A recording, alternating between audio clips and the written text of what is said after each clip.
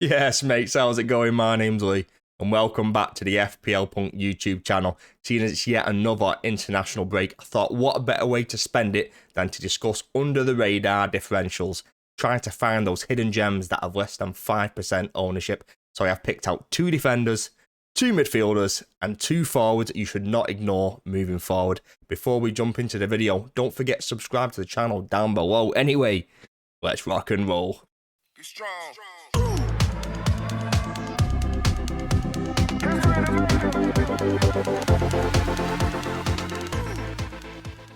Right, mates, the first defender I have selected that has got a very low ownership is Branthwaite. Wolves defender, 4.4 million, 1.9% owned. I know what you're thinking, Wolves defender, they've been shocking this season, but this is purely a fixture play moving forward. 6 appearances so far, no clean sheets, but he's still got 2 goal involvements so far. Wolves' underlying data is just awful. They're conceding 2.85 goals per 90, which is worse than their expected goals per 90 of 1.51. He does have a decent XG for a fullback of 0.18, and he's got expected assists per 90 of 0.05, averaging out so far 2.2 points per match.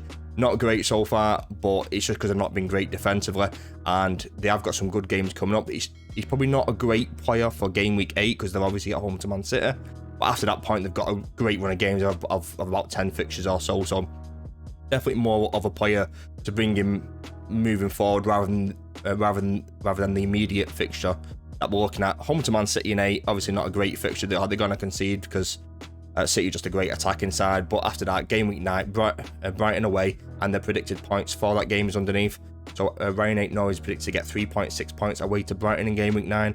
Game week 10, Crystal Palace at home, predicted to get 3.9 points. Game week 11, Southampton at home, great fixture, predicted to get 4.5 points. Fulham away in 12, Bournemouth home in 13. They've got a few more good games after that.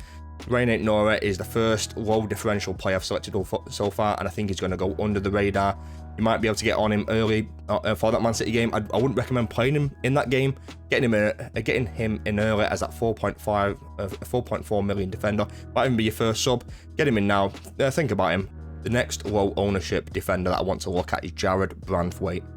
Everton defender, 4.8 million, 0.8% owned, and this is purely because he's been injured earlier in the season. He's only played 1 game so far, and that was the most recent game, so that's why his data is not great at all, and his predicted points and everything is like he's not great. But Everton conceded 1 goal in that game to Crystal Palace, and it kind of met their expected goals conceded of 0.95. I think they're just a much better defensive unit once Branthwaite is back, and I think they will improve.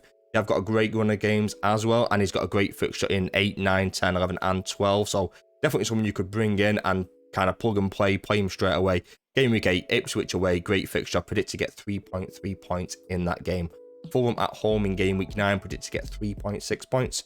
In game week 10, Southampton away, predicted to get 3.3 points. And West Ham away, game week 11, Brentford at home in game week 12, and then Man United away, game week 13. You can kind of make a decision around that point whether you want to kind of play him or trade him or transfer him on, or kind of figure that out once it kind of gets to it. But that run of 5 games, I think it's great moving forward, and he's got a really low ownership of 0.8. I think he's going massively under the radars because Everton have underperformed, but I think he's so key to the way Everton defend and the way Everton play. I think once he does come back in, does get up to speed, I think this international break will help Branthwaite get some match fitness, get up to speed with the rest of the team, and I think they will improve defensively moving forward.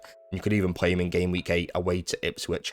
Branthwaite, really low ownership player. Just have a think about it. The first midfielder I've selected is Brennan Johnson, Spurs midfielder, 6.4 million, 1.9% owned. Really low owned right there.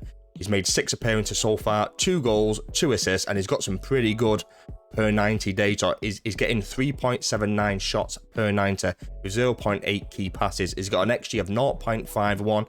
So and he's got expected assists of 0.1, so he's definitely more on the goal scorer side of things as opposed to a creator. And they've got kind of a hit and miss in terms of fixtures. So they've got a great fixture in game week 8 at home to West Ham, predicted to get 4.6 points. Crystal Palace away in game week 9. We'll kind of see what Palace turns up in that game. Palace have been very hit and miss. They haven't won a game so far, so we'll kind of see how that kind of goes, but Johnson might be great in that game as well. The only issue with Brennan Johnson is probably his minutes, but no one loves him, and he plays or he tends to start more games than not. I think he's probably going to get between 70 and 80 minutes in most games. And if he kind of gets that in, like in the likes of game week 8, West Ham at home, game week 11, Ipswich at home, where he's predicted to get 4.8 points, and even Fulham at home in game week 13, where he's predicted to get 4.5 points. I think he's definitely a great option for those games. And if he continues up this data, I think he will continue to score goals, continue to get assists. Very key to the way Spurs kind of play and the way they kind of create and score goals. So Brennan Johnson, really, really low owned. I think he's a great price at 6.4 million as well. If you've got someone like an Eze, you could go Eze down to like a Brennan Johnson. If you've got someone else in your midfield that you're not quite happy with, getting someone like Brennan Johnson at 6.4 million is just so easily accessible. The next player I want to take a look at is Newcastle midfielder Harvey Barnes, 6.5 million, 4.1% owned. A little bit more owned than Brennan Johnson, but still under that 5%, really, really low owned. He's made 6 appearances so far with 3 goals and 1 assist. Similar to Brennan Johnson, he's got some great per 90 data. He's getting 3.88 shots per 90. He's getting 1.66 key passes.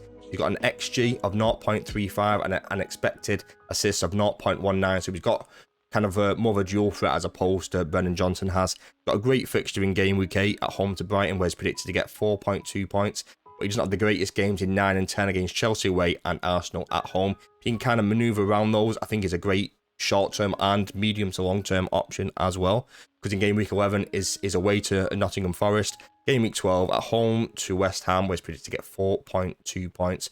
Newcastle are slowly getting better, and I think with Isak having some injury issues, there's definitely space for Barnes in that attacking part of the pitch. And if we can kind of see even close to the play that we saw at Leicester a couple of years ago when he was scoring and assisting, I think got double figures for both. You can kind of get anywhere near and kind of close to that. I think we're going to get a great option for this. And similar to Johnson as well, is just such a great price point at 6.5 million. I think you could easily get to him. He's obviously not very well owned so far in the game so far. So I think if you are looking for a Newcastle forward, I think someone like an Anthony Gordon, like he's still going to be heavily owned. You might decide to take and look sideways and look at someone like Harvey Barnes instead. They've got some decent games in this stretch of 6. However, they do have that Chelsea and Arsenal in there as well. So I think if you can kind of manoeuvre around those, I don't mind the Chelsea game in game week 9, but obviously that Arsenal game in game week 10, Arsenal probably the best defence in the league, so I don't predict Newcastle to score. So if you can kind of move around that, don't mind the option of going for someone like Barnes. Moving on to the forwards, and first up, we've got Ipswich forward Liam Lapp. 5.6 million, 2.7% owned so far. 6 appearances, 3 goals, no assists. He's got decent per 90 data, but they have had some tough games, and I think that's kind of skewed it ever so slightly. He's only getting 1.76 shots per 90 with 0.59 key passes. He's got an XG of 0.21 and an expected assist of 0.01. So not great in terms of the expected assist, but not bad in terms of XG playing for a newly promoted team. He's got 4.2 points per match so far, and they've got a decent run of games so far. Game week 8 at home to Everton, predicted to get 3.6 points. Brentford away in game week 9, predicted to get 3.8 points. Leicester at home in game week 10. Great fixture for Ipswich, and in particular, Delap in this one, predicted to get 4 points in that game. Not a great fixture in probably 11 and 12, but decent fixture in 13 away to Forest. Predicted to get 3.6 points. Been pretty impressed with him so far. He's not returned in many games. I think he's only scored in 2 or 3 games so far, but in that he scored 1 and a double in the other one as well. So he is still kind of there or thereabouts, and they've got a better run of games now. They had some really tough games early on, and they've kind of got over that hurdle of those tough games. And I think this is where Ipswich season probably mainly starts from game week 8 onwards. And if Delap is as involved as he has been in the previous games, I think he's going to be there or thereabouts in terms of getting goals and assists for this team. Liam Delap, really low ownership. I know he plays for a newly promoted team, but I think they're going to do pretty well over this stretch of games, and they do have some decent games after this as well. So it's probably more of a medium to kind of long-term play. I don't really mind some of the other players from Ipswich, the likes of Leif Davis and Sammy Smodics, if it's fit, or Amari Hutchinson. I know Jack Clark is in there as well, and whether he kind of gets some starts, he's definitely someone to keep an eye on. They have some decent players, Ipswich, so they can get some kind of returns and get some points on the board from this run of games. I think Delap will be involved in that. Only 2.7% owned, and I think he will steadily go up over this point. I think he will still be massively under-owned over this run of games. and maybe you can capitalise by bringing him in now at, and for that game week 8 fixture at home to Everton. Last but not least, we've got another Wolves player, Matthias Cunha, forward for Wolves, 6.5 million, only 2.3% owned. He was great last season as well, but like he obviously picked up that injury, and I think that's kind of skewing people's opinions on him. He's made 6 appearances so far this season with 2 goals. He's got some decent per 90 data in there as well. 3.12 shots per 90, 1.76 key passes. He's got an XG of 0.29 and expected assists of 0.16. The exact same as 8 Nori in terms of not a great fixture in game week 8. However, he is still predicted to get 4.8 points at home to Man City. We've got a great run of game, and a great run of games after that point. Game week 9, Brighton away, predicted to get 4.7 points. Game week 10, Crystal Palace at home, followed by Southampton at home in 11. Game week 12, Fulham away, and game week 13, Bournemouth at home, predicted to get 5.2 points. The thing is with Wolves, I think they can only get better. They're a better team on paper than what kind of their results and position kind of hints at. They are a decent team. Like we all saw what Cunha did last season, and I think if you can even get close to that, I think you've got a great option here. I think he's a pretty good price point at 6.5 million. I think if you've got an Isak and you don't fancy a couple of the other players and you want to move down, someone like a Liam Delap or Matthias Cunha, I don't mind going for something like that. I don't think a lot of people will own him for this one.